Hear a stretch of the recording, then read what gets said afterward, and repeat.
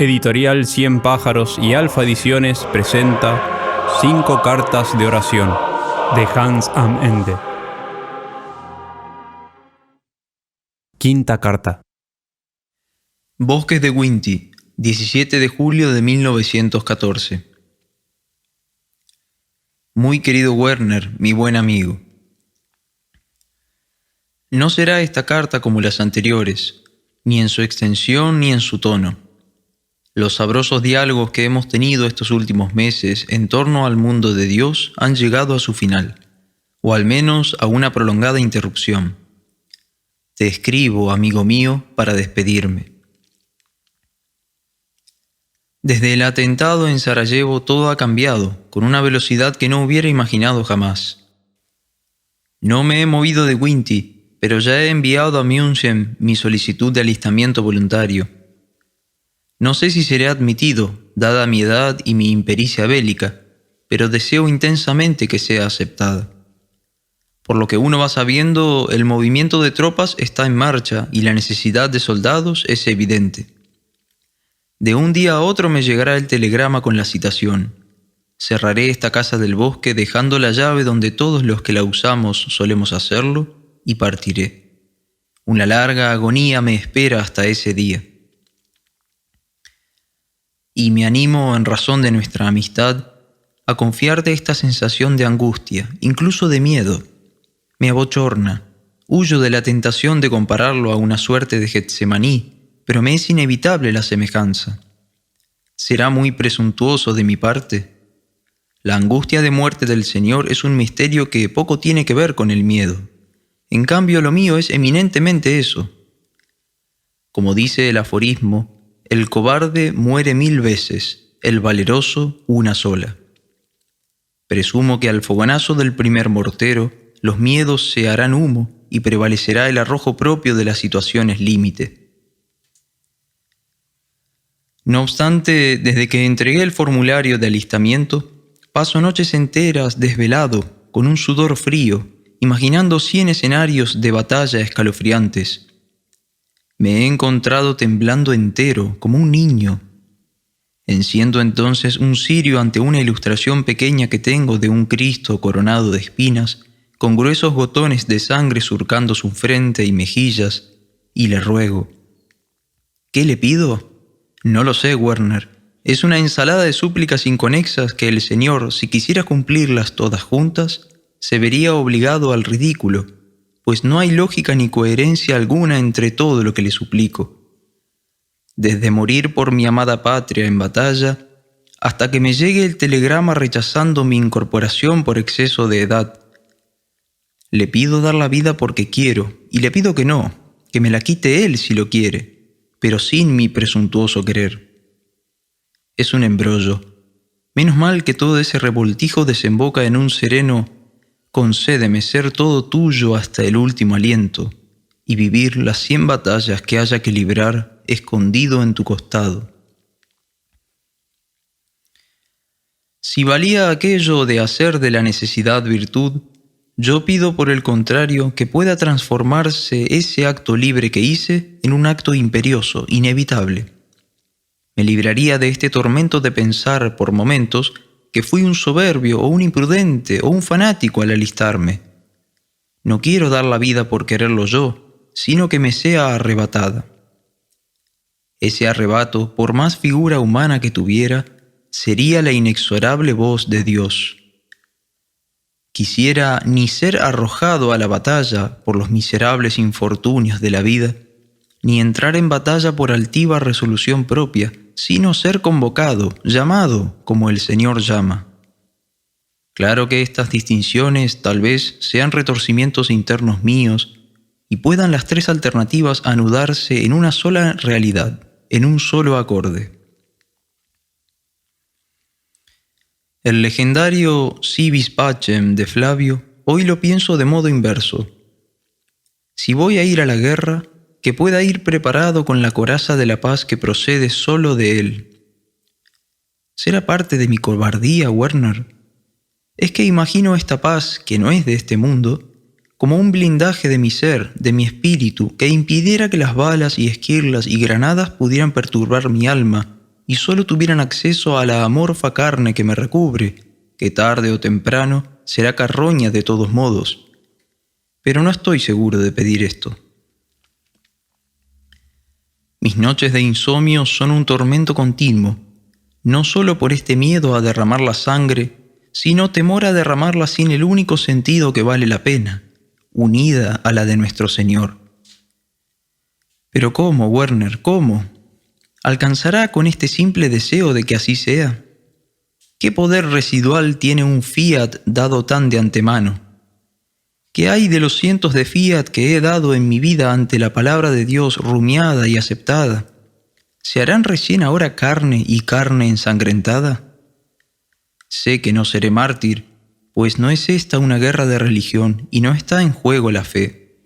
Pero sí anhelo, llegado el momento, poder unir mi sangre a la que derramaron tantos cristianos por sus amigos, y ser así de la raza de los portadores del amor más grande, al decir del Señor. Pero al pensar en esa vida derramada por los demás, entro en crisis con este pedido de blindar mi alma y atrincherarme allí dentro, apático, impasible, frente a los tormentos exteriores. ¿Qué dices? No sé por qué te pregunto tanto, ya que probablemente cuando te llegue esta misiva, yo ya esté quitándole el seguro a las granadas para arrojarlas en los socavones enemigos. Quisiera, Werner, poder vivir la compasión de modo extremo, con el soldado joven que extraña a la madre o el que está a punto de expirar desangrado por un mortero. Quisiera contagiarle esa paz que viene de lo alto. Creo por momentos que soy enviado a la guerra para llenarla de paz, pero no como su esperanzadora desembocadura, sino instalarle la paz en sus más bélicas entrañas. ¿Será eso posible? ¿Tiene sentido lo que anhelo, amigo mío? ¿Será una quimera anunciar en medio de las terroríficas tinieblas no solo que tras la noche llega la aurora, sino que la noche misma esconde una lumbre más amable que el sol de mediodía? Me pregunto también, ¿la paz es lo contrario a la guerra o es el fruto de la guerra? ¿O ninguna de ambas cosas y sea el corazón de la guerra, como el vórtice lo es de una tormenta? Estoy desvariando. Solo tengo claro que quiero llevarlo a Cristo, en definitiva, a la guerra. Alistarlo. Él es nuestra paz, como dice San Pablo. También es nuestra espada de doble filo. Es el león con corazón de cordero. Como sea, quiero ser un sacramento de su presencia, allí, en el gélido socavón. De modo eminente, quiero llevar su plegaria a la guerra, Werner. Y no como Moisés, siguiendo la batalla de lejos, sino instalándolo en medio de la refriega. Oh, lo estoy viendo, Werner, y ya me conmuevo entero. Aunque nadie logre rezar allí, en medio del sangriento combate, que esté él orando en medio de los fogonazos nocturnos. ¿Cómo? En mi pobre carne. ¿Dónde si no? No veo otro modo.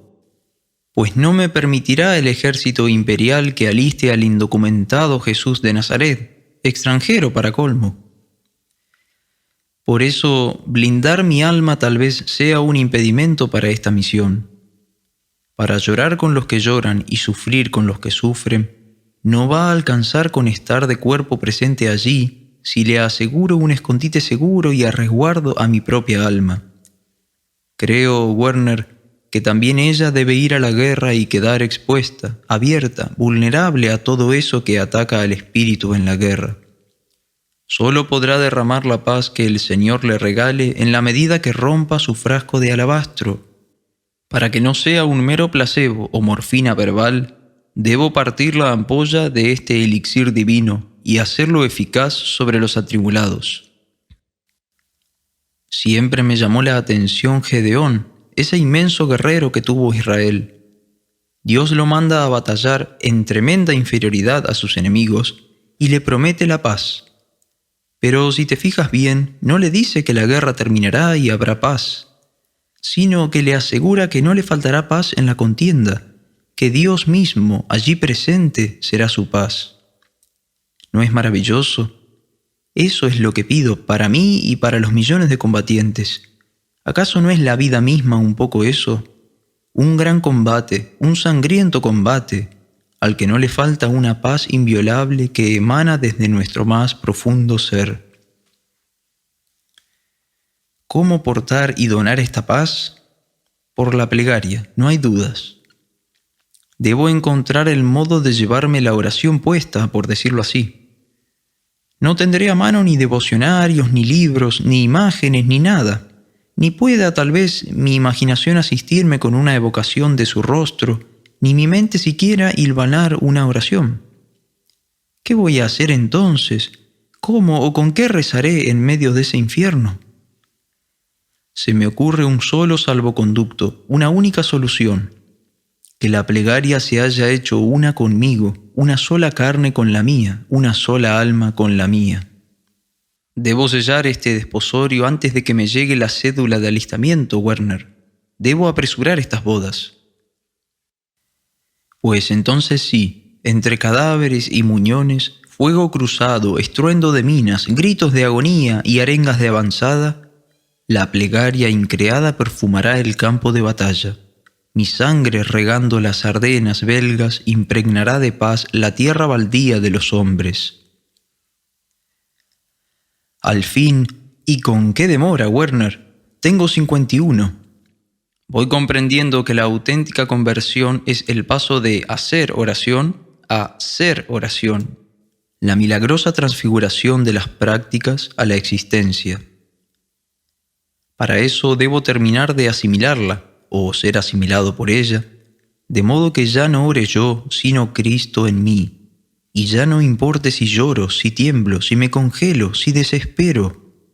Ya nada podrá separarme de la plegaria de Cristo, ni el hambre, ni la desnudez, ni el peligro, ni la espada.